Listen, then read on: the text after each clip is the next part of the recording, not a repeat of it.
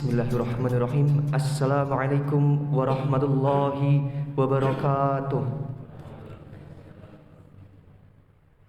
Alhamdulillahi rabbil alamin. Wa bihi nasta'inu ala umrid dunya waddin. Wassalatu wassalamu ala asrafil anbiya'i wal mursalin wa ala alihi wa sahbihi ajma'in. Amma ba'du. Rabbi shrah li sadri wa yassir li amri wahlul 'uqdatam min lisani yafqahu qawli. Alhamdulillah, segala puji marilah kita haturkan kepada Allah Subhanahu wa taala, karena pada kesempatan subuh pada hari ini kita dapat berkumpul untuk bersama-sama menjalankan ibadah sholat subuh berjamaah. Selawat serta salam semoga senantiasa tercurah kepada Nabi Muhammad Sallallahu Alaihi Wasallam, dan semoga kelak di hari penghakiman kita mendapatkan syafaat dari Nabi Muhammad. Allahumma amin. Sebelumnya, di sini saya mengajak kepada diri saya pribadi dan kepada para jemaah pada umumnya untuk marilah kita bersama-sama belajar bersyukur. Kenapa di sini saya memilih untuk menggunakan kata belajar bersyukur? Karena pada hakikatnya bersyukur bukanlah suatu hal yang mudah. Bersyukur itu kalau menurut saya susah untuk kita lakukan, tapi mudah untuk kita ucapkan, seperti itu. Dan tidak banyak orang yang bisa bersyukur atas berbagai nikmat yang telah diberikan oleh Allah. Hal ini sesuai dengan firman Allah Subhanahu wa taala dalam Quran surah Al-Mu'minun ayat 78 yang berbunyi, wa huwallazi ansha'alakumus sam'a wal af'idah qalilam ma tashkurun. Dan dialah Allah yang telah menciptakan bagi kamu pendengaran, penglihatan, dan hati. Amat sedikitlah kamu bersyukur. Jadi memang dalam ayat ini sudah disebutkan bahwa tidak banyak manusia yang bisa bersyukur dengan banyak pemberian dari Allah Subhanahu wa taala. Oleh sebab itu, mari kita bersama-sama belajar untuk mensyukuri berbagai nikmat Allah. Salah satunya adalah dengan cara bersedekah. Mungkin yang ada di benak Bapak Ibu jamaah sekalian tentang bersedekah adalah kita memberikan materi, baik itu berupa barang, uang, makanan kepada orang lain. Padahal dalam agama Islam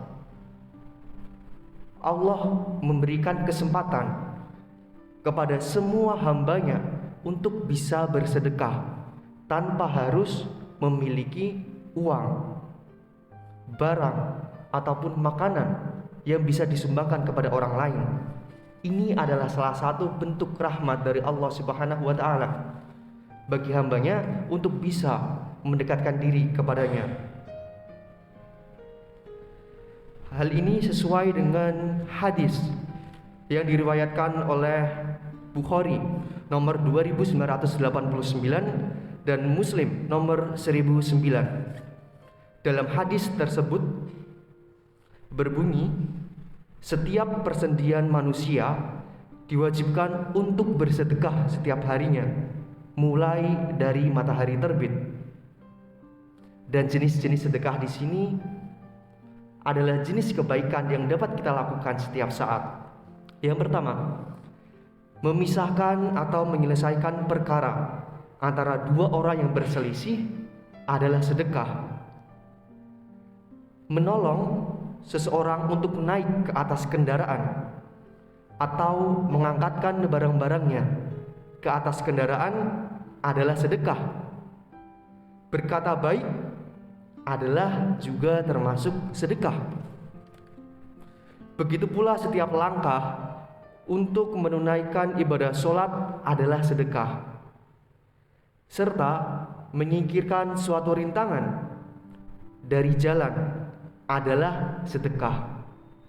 Jadi, apabila Bapak Ibu jamaah di sini Misalkan nanti dalam perjalanan pulang melihat ada sampah yang tergeletak di jalan, dibuang oleh orang lain tidak pada tempatnya, dan apabila Bapak Ibu memungut sampah tersebut dan memasukkannya ke dalam tempat sampah, itu bernilai sedekah.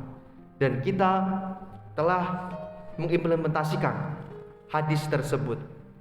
Kemudian dalam hadis lain, yaitu hadis riwayat Muslim nomor 1704, Nabi Muhammad bersabda, pada pagi hari diwajibkan bagi seluruh persendian di antara kalian untuk bersedekah. Maka setiap bacaan tasbih, tahmid, tahlil, takbir adalah sedekah.